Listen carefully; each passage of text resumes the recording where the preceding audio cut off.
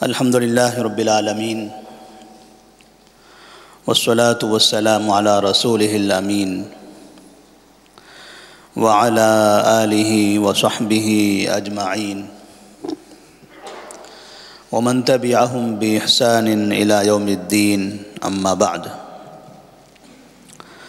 فأعوذ بالله من الشيطان الرجيم بسم الله الرحمن الرحيم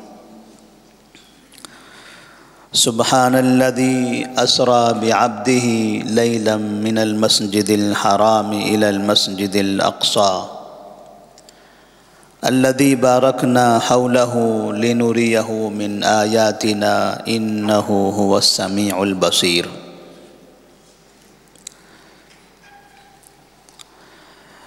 نبی کریم صلی اللہ علیہ وسلم کے ساتھ ایک ایسا عجیب و غریب واقعہ پیش آتا ہے جو اس سے پہلے کسی نبی کے ساتھ پیش نہیں آیا تھا۔ اس واقعے کو اسراء اور معراج کے نام سے جانا جاتا ہے۔ اسراء اور معراج کہنے کے لیے تو مکہ سے بیت المقدس اور بیت المقدس سے آسمان کا ایک سفر ہے، لیکن اس سفر میں کئی طرح کے واقعات پیش آتے ہیں۔ اس سفر سے دنیا والوں کو کئی طرح کے پیغامات ملتے ہیں۔ اس سفر کی وجہ سے نبی کریم صلی اللہ علیہ وسلم کو ایک الگ پیغام دیا جاتا ہے، ساری دنیا کے لوگوں کو کچھ الگ پیغام دیا جاتا ہے، اچھا کام کرنے والے نیک لوگوں کو ایک الگ پیغام ہوتا ہے، جو انسان برائیاں کرتے ہیں ان لوگوں کے برے نتیجے کا ذکر کیا جاتا ہے۔ تو اس واقعے سے کئی سبق ملتے ہیں، اور اس واقعے کے اختتام پر مکہ میں دو لوگوں کا چہرہ کھل کر ظاہر ہوتا ہے۔ ایک ابو جہل جس نے جہالت کی حد کر دی، نبی کریم صلی اللہ علیہ وسلم کے اس واقعے کا انکار کر کے آپ کا مذاق اڑا کر، اور دوسرے ابوبکر صدیق جو صداقت کے اعلیٰ مقام پر فائز ہو گئے، آپ صلی اللہ علیہ وسلم کے اس واقعے کی تصدیق کر کے اس کو سچا مان کر، اور اس وقت سے لے کر دنیا میں آج تک دو طرح کے لوگ ہیں۔ ایک وہ ہیں جو ابو جہل کے راستے پر ہیں، اور دوسرے وہ ہیں جو ابوبکر صدیق رضی اللہ تعالیٰ عنہ کے راستے پر ہیں۔ دنیا کی ایک آبادی ابوبکر صدیق رضی اللہ تعالیٰ عنہ کی پیروی کرتے ہوئے اسراء اور معراج کو سچ مانتی ہیں، اور دنیا کی ایک بڑی آبادی ابو جہل کی پیروی کرتے ہوئے اسراء اور معراج کا انکار کرتی ہیں۔ نبی کریم صلی اللہ علیہ وسلم جس وقت آپ کے چچا ابو طالب اور بیوی خدیجہ رضی اللہ تعالی عنہا کا انتقال ہوا، تو اس سال کو باقاعدہ غم کا سال بنایا گیا کہ یہ غم کا سال ہے نبی کریم صلی اللہ علیہ وسلم کے لیے۔ آپ طائف کا سفر کرتے ہیں، وہاں سے پریشان ہو کر لوٹتے ہیں، تو اللہ تبارک و تعالی آپ کے ساتھ ایک ایسا واقعہ رونما کرتا ہے کہ جس سے جہاں نبی کریم صلی اللہ علیہ وسلم کو ہمت ملتی ہے، تسلی ملتی ہے، صحابہ رضی اللہ تعالی عنہم کو بھی تسلی ملتی ہے، اور تسلی کا ایک بہترین طریقہ، ایک بہترین ذریعہ نفس کو پرسکون بنانے کا، جب غم ہو، تکلیف ہو، مصیبتیں ہوں، پریشانیاں ہوں، آدمی چاہتا ہے کہ یہ سب ختم ہو جائے، تو اللہ تبارک و تعالیٰ نے 5 وقت کی نمازیں عطا کر دی کہ نماز انسان کی زندگی کا، انسانی زندگی کی پریشانیاں، اس کی مصیبتیں سب ختم کر دیتا ہے۔ نماز پڑھنے سے دلوں میں سکون اور راحت پیدا ہوتی ہے۔ نماز کا اہتمام کرنے سے گھر منور ہوتا ہے، گھر بابرکت ہوتا ہے۔ نماز کی وجہ سے انسان کئی طرح کی برائیوں سے محفوظ ہو جاتا ہے، انسان نیک بنتا ہے۔ اللہ تبارک و تعالیٰ نے نبی کریم صلی اللہ علیہ وسلم کو معراج میں نماز عطا فرمائی، اس لیے کہ آپ بہت زیادہ پریشان تھے۔ اور اس واقعے میں جہاں نبی کریم صلی اللہ علیہ وسلم کو تسلی دی گئی تھی، ابتدا اس واقعے کی اس طرح سے ہوتی ہے کہ آپ صلی اللہ علیہ وسلم فرماتے میں اپنے گھر میں لیٹا ہوا تھا، رات کا وقت تھا، لوگ اپنے گھروں میں سو رہے تھے، اچانک میرے گھر کی چھت کھل جاتی ہے اور میں دیکھتا ہوں کہ جبرائیل علیہ السلام وہاں سے گھر میں داخل ہوتے ہیں۔ آپ کے گھر کو دروازہ بھی تھا، لیکن جبرائیل علیہ السلام نے باقاعدہ گھر کی چھت کھولی اور وہاں سے اندر داخل ہوئے۔ آپ صلی اللہ علیہ وسلم نے دیکھا، گھبرا گئے، یہ کیا ہو رہا ہے؟ یہ جبرائیل علیہ السلام کا یہ طریقہ، یہ حقیقت میں نبی کریم صلی اللہ علیہ وسلم کو یہ بتلانا تھا، تم ہمیں تو جانتے ہو لیکن ہمارے آنے کے اس طریقے کو نہیں جانتے۔ تو جس طرح سے ہم گھر کی چھت کو کھول کر زمین پر آ سکتے ہیں، اب ہم آپ کو آسمان کی چھت کو کھول کر خدا کے پاس لے جانا چاہتے ہیں۔ یہ آپ کو ایک ایسی جگہ جسے کھولا نہیں جاتا ہے، وہ آسمان، اب آپ کے لیے وہ کھولا جائے گا اور آپ کو آسمان کی طرف بلند کیا جائے گا، 7ویں آسمان پر لے جا کر اللہ تبارک و تعالیٰ سے آپ کو نماز عطا کی جائے گی۔ جبرائیل علیہ السلام نے یہ طریقہ اپنایا تاکہ اس کے بعد جو واقعہ پیش آنے والا ہے نبی کے ساتھ، وہ اس سے زیادہ خطرناک ہے۔ وہ ایسا عجیب و غریب واقعہ ہے کہ آدمی کو ہمت کی ضرورت ہوگی۔ اس لیے جبرائیل علیہ السلام نے نبی کریم صلی اللہ علیہ وسلم کو زمین پر لٹایا اور گلے سے لے کر ناف تک مکمل سینے کو کاٹ دیا۔ اس کے بعد آپ کا دل نکالا۔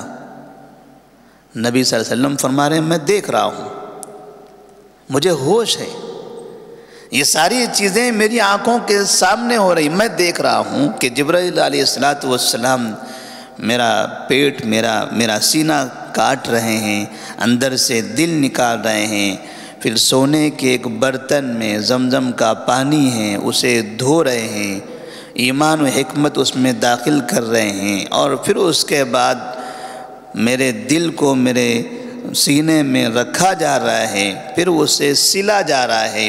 انس رضی اللہ تعالیٰ عنہ کہتے ہیں کہ میں زندگی میں کئی مرتبہ سلائی کے نشانات دیکھے ہیں۔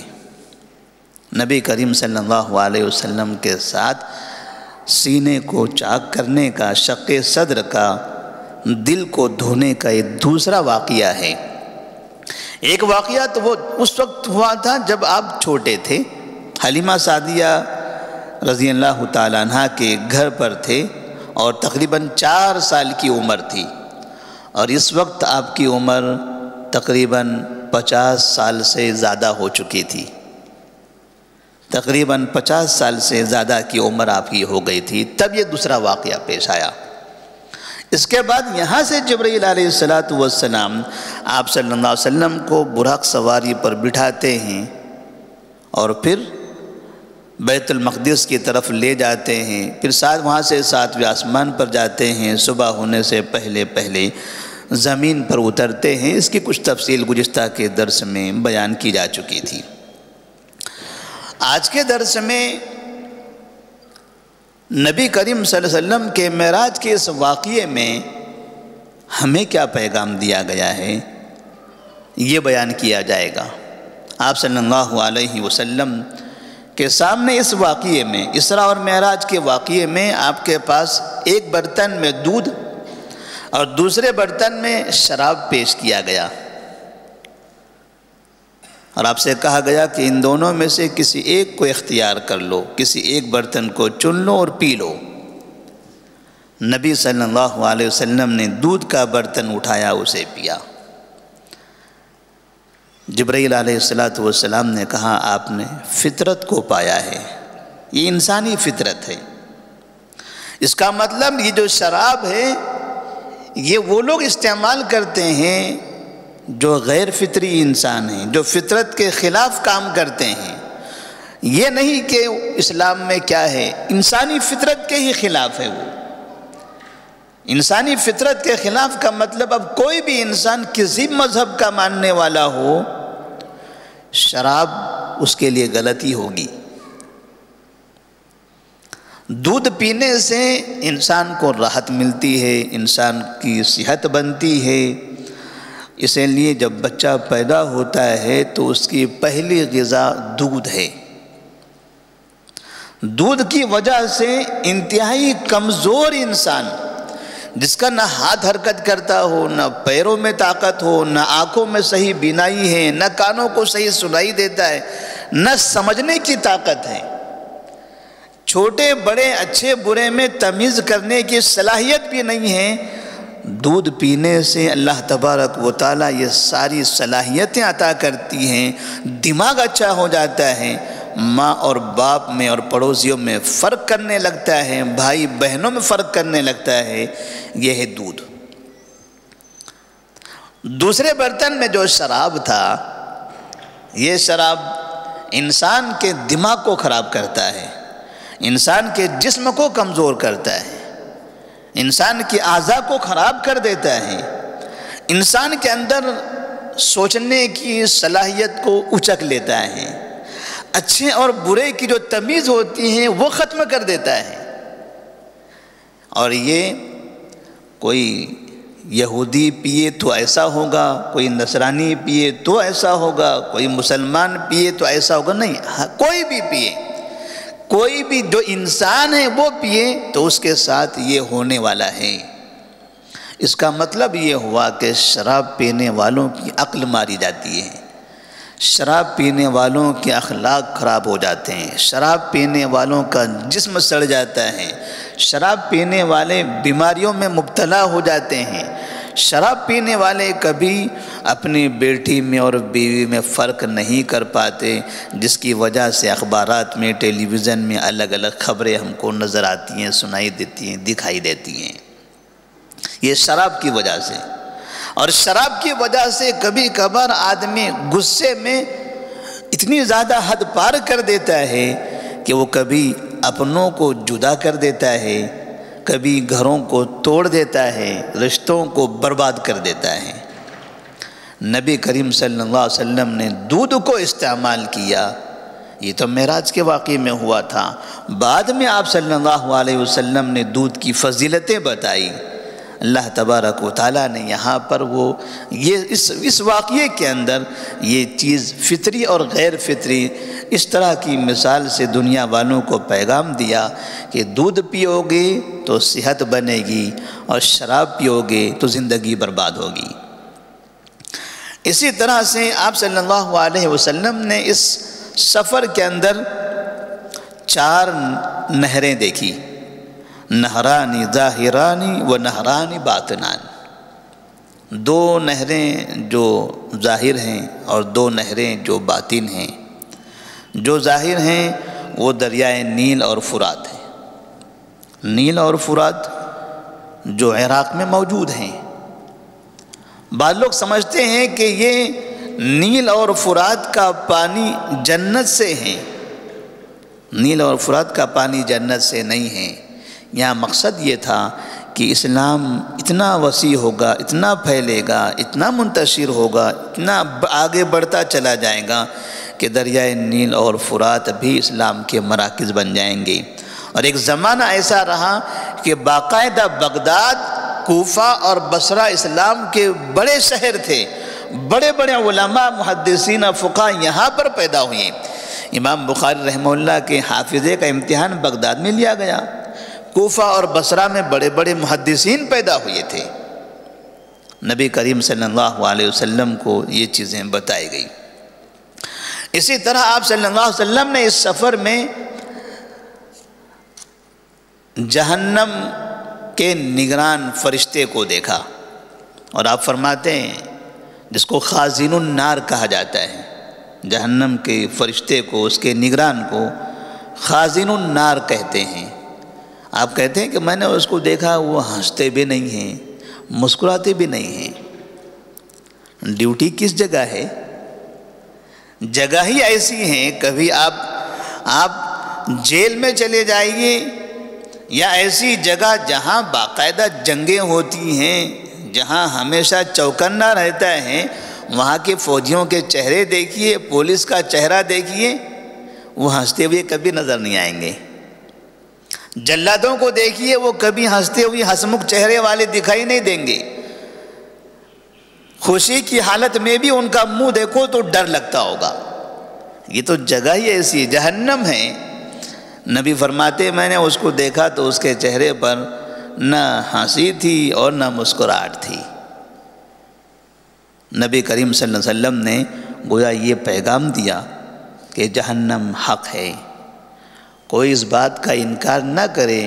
اللہ بہت بڑا رحیم ہے، بہت بڑا رحمان ہے، 70 ماؤں سے زیادہ محبت کرنے والا ہے، ہمیں جہنم میں داخل کر کے کیا کرے گا؟ اللہ تبارک و تعالیٰ نے باقاعدہ نافرمانوں کے لیے جہنم رکھا ہے۔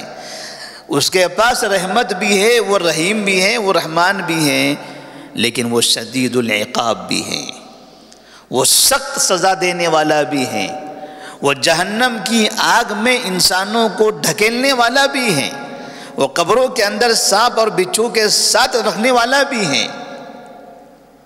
اللہ تبارک و تعالیٰ نے یہ نظام بنایا ہے۔ نبی کریم صلی اللہ علیہ وسلم فرماتے میں نے جنت بھی دیکھی، جہنم بھی دیکھا۔ گویا کہ آپ یہ پیغام دینا چاہتے تھے کہ میں نبی ہوں، دنیا والوں کو اسلام کی دعوت دے رہا ہوں، جو اسلام قبول کرے گا اس کے لیے جنت ہے، اور جو اسلام سے دور رہے گا اس کے لیے جہنم ہے۔ اسی طرح سے آپ نے دیکھا کچھ ایسے افراد کو جو سزاؤں میں مبتلا تھے، الگ الگ طرح سے ان پر عذاب ہو رہا تھا۔ آپ نے پوچھا یہ کون لوگ ہیں؟ تو کہا گیا یہ وہ لوگ ہیں جو یتیموں کا مال کھاتے تھے، ناحق غلط طریقے سے، دادا گیری سے، اپنے اختیار کا، اپنے کنٹرول کا غلط استعمال کر کے ان کا مال کھایا کرتے تھے۔ ان کا چہرہ، ان کے جبڑے اونٹ کی طرح تھے، بڑے بڑے، اور وہ اپنے منہ سے پیٹ کے اندر جہنم کی آگ داخل کر رہے تھے، اور پھر وہ آگ، وہ کوئلے اس کے پاخانہ کے راستے سے باہر نکل رہے تھے۔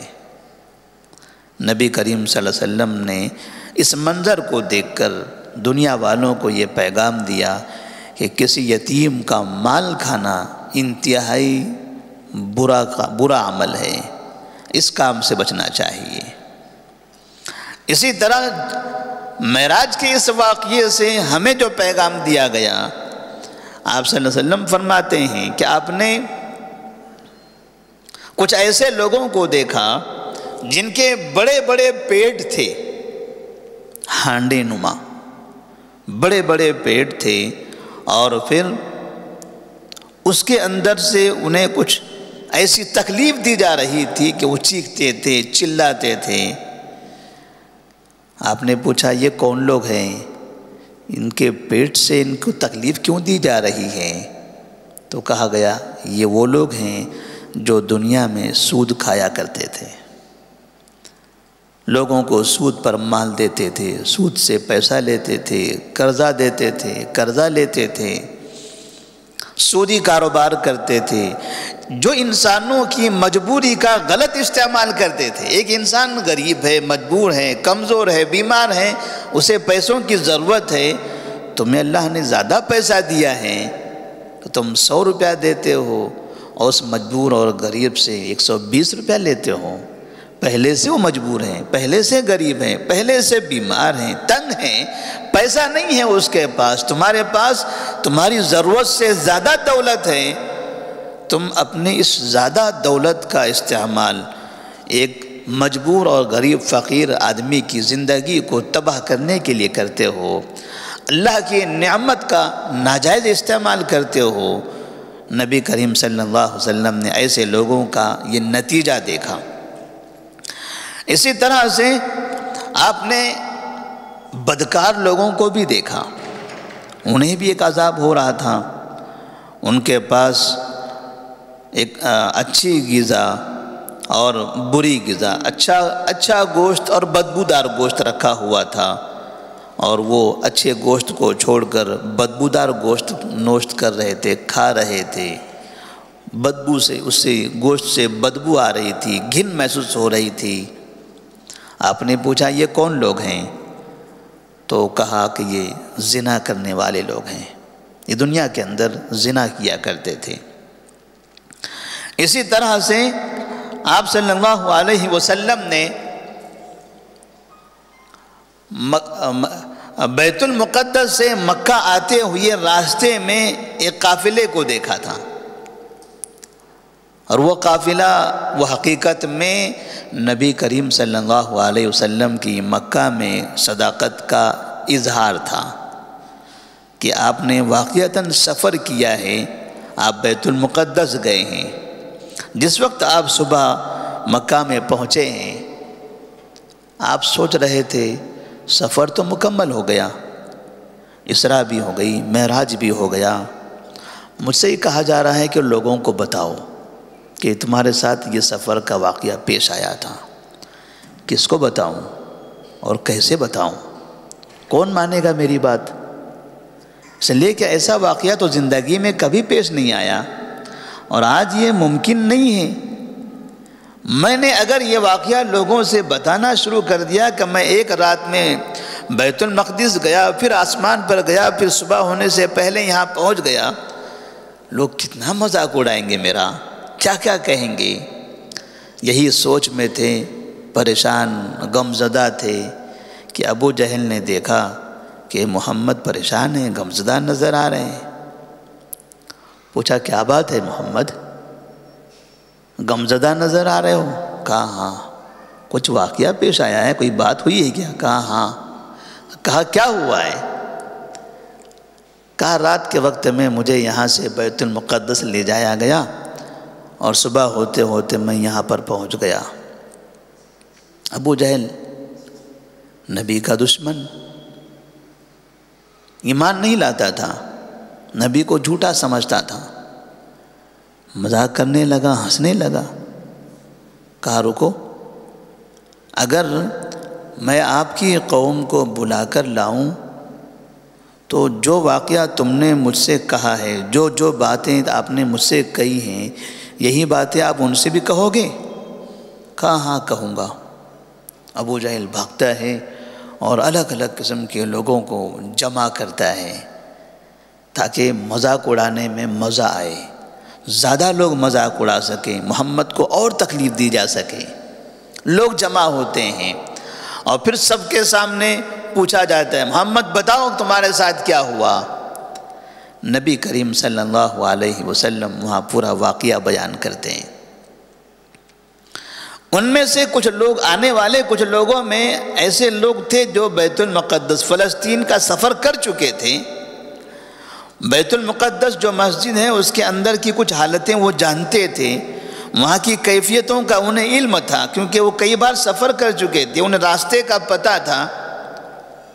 تو وہ جانکار لوگوں نے کہا اچھا بتاؤ مسجد میں دروازے کیسے ہیں، کھڑکیاں کیسی ہیں، مسجد کی یہ جگہ کیسی ہے۔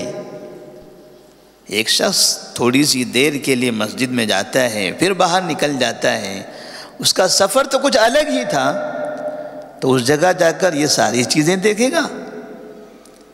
نبی کریم صلی اللہ علیہ وسلم نے کچھ باتوں کا جواب تو دیا، لیکن کچھ سوالات ایسے ہو رہے تھے جس کا جواب آپ کو نہیں پتا تھا، کیونکہ یہ ساری چیزیں دیکھنے آپ نہیں گئے تھے، آپ کا سفر تو آسمان کے لیے تھا۔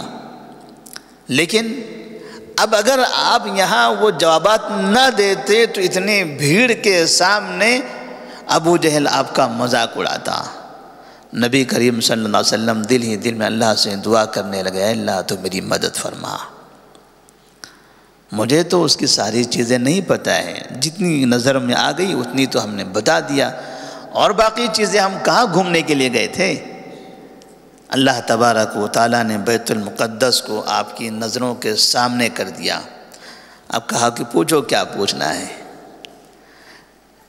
ایک ایک شخص ایک ایک سوال وہ کرتا تھا، اور آپ صلی اللہ علیہ وسلم وہ دیکھ کر جواب دیتے تھے۔ کہا اور کچھ پوچھنا ہے؟ سارے سوالات ختم ہو گئے۔ اب بات مان لینی تھی، نبی کو سچا مان لینا تھا کہ ہاں واقعی آپ نے سفر کیا ہے۔ پھر کہا کہ دیکھو میں راستے سے آ رہا تھا، راستے میں ایک قافلہ ملا مجھے، مکے ہی کی طرف آ رہا ہے، وہ اتنے اور اتنے دن کے بعد یہاں پہنچے گا۔ اب وہ کئی دن کا سفر، یہ تو ایک رات میں سفر کر کے واپس آئے ہیں، اسے وہاں سے راستے سے یہاں آنے کے لیے کئی دن لگنے والے ہیں۔ آپ نے کہا کہ مجھ سے میری فلاں جگہ اس کی ملاقات ہوئی تھی، میں نے ان کو دیکھا، ان کے جانوروں کو دیکھا، ان کے پاس جو پانی تھا میں نے ان کے پانی سے پیا بھی ہے، اور وہ مسلسل مکے کی طرف رواں دوا ہیں فلاں دن تک کی۔ اگر اسی ترتیب سے اسی رفتار سے وہ چلتا رہا، سفر کرتا رہا، تو اتنے دنوں کے بعد وہ مکہ پہنچ جائے گا، اور اسی دن وہ پہنچ بھی گیا۔ یہ بھی ایک معجزہ تھا، یہ بھی ایک علامت تھی، نشانی تھی۔ کم سے کم اس چیز کو جان کر بھی یقین کر لیتے کہ ہاں نبی کریم صلی اللہ علیہ وسلم سچے ہیں۔ لیکن کفر تو کفر ہے، اچھائی بھی پسند نہیں آتی۔ جو انسان بت پرستی میں مبتلا ہو، شرک میں مبتلا ہو، کفر میں مبتلا ہو، تو سچ باتیں بھی غلط لگتی ہیں، اچھائیاں بھی اس سے نفرت ہوتی ہیں۔ جیسے ہم دیکھتے ہیں حجاب کا مسئلہ ہے، عورتوں کی حفاظت کا مسئلہ ہے، لوگوں کو ناپسند ہیں۔ کن کو ناپسند ہیں؟ جن کے پاس کفر ہے، جن کے پاس شرک ہے، جن کے پاس شرارتیں ہیں، جن کے پاس فساد ہے، جن کے دلوں میں کھوٹ ہے۔ ایک طرف عورتوں کی حفاظت کا نعرہ، اور دوسری طرف عورتوں کو اس طرح سے بے حجاب بازار میں رکھنے کی کوششیں۔ تو ویسے ہی کفار مکہ نے یہ اظہار کیا، اچھی باتیں، سچی باتیں اچھی نہیں لگی، واقعات کو انہوں نے دیکھا بھی، وہ قافلہ ان کی نظروں میں ان کے سامنے بھی آیا، تب بھی انہوں نے نہیں مانا۔ مطلب اس کا یہ ہے کہ اگر کوئی شخص یہ ٹھان لے کہ اسے نہیں ماننا ہے، تو ساتویں آسمان پر کیا اس سے اوپر بھی کہیں معراج ہو جائے، زمین کے کسی بھی چیز، کوئی بھی کارنامہ تم بنا کر دکھا دو، کوئی معجزہ، کوئی کرامت ان کے سامنے رکھ دو، پورا کا پورا قرآن ان کو سنا دو، پھر بھی ان پر اثر ہونے والا نہیں ہے۔ ابو جہل جو اتنا قریب رہتا تھا، ایسی حالت میں بھی اس نے نبی کریم صلی اللہ علیہ وسلم کی نہیں مانی۔ اب اس واقعے کے بعد آپ صلی اللہ علیہ وسلم پر پریشانیوں کا سلسلہ مزید بڑھ گیا۔ حالانکہ تھم جانا چاہیے تھا، لیکن اس واقعے کے بعد آپ پر ظلم و ستم کا سلسلہ اور بڑھنے لگا، اور اضافہ ہو گیا۔ مصرع اور معراج کے واقعے کے کچھ اور دروس بھی ہیں، کچھ اور واقعات بھی ہیں، انشاءاللہ اس کو آئندہ کے درس میں بیان کیا جائے گا۔ اللہ تبارک و تعالیٰ سے دعا ہے کہ اللہ تبارک و تعالیٰ ہم تمام مسلمانوں کو حرام روزی سے محفوظ رکھے۔ ایسے عذاب کی چیزیں جس کو جو معراج میں بتائی گئی ہیں، اللہ تبارک و تعالیٰ ایسے عذاب سے ہم سب کو بچائے، ہمیں حلال روزی استعمال کرنے کی توفیق عطا فرمائے، ہمیں نمازوں کا پابند بنائے۔ وآخر دعوانا ان الحمدللہ رب العالمین، والسلام علیکم ورحمۃ اللہ وبرکاتہ۔